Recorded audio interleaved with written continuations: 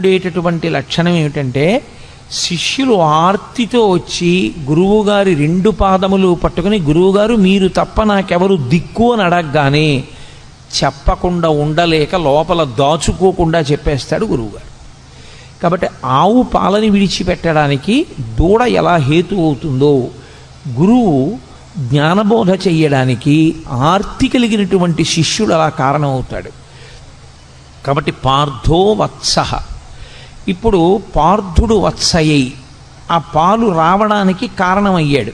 ఆవు దూడ అన్ని పాలు తాగదు, అలా త్రాగడానికి అనుమతించరు కూడా. అది పాలు మిగులుస్తుంది.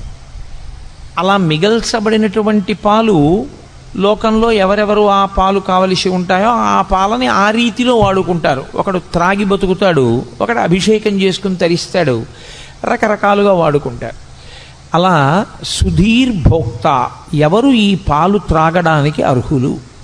సుధీహి అంటే మంచి బుద్ధి కలిగినటువంటి వాడెవరో, వితండవాదన చెయ్యని వాడెవరో, బ్రహ్మమునందు నిశ్చయాత్మకమైన బుద్ధి కలిగిన వాడెవరో, గురువు యందు గౌరవము కలిగిన వాడెవరో, ఎవరు సనాతన ధర్మమునందు విశ్వాసమున్నవాడో, ఎవడు పెడబుద్ధితో వినే లక్షణం లేనివాడో అటువంటి వాడు ఈ పాలు త్రాగటానికి యోగ్యుడు. కాబట్టి సుధీహి భోక్త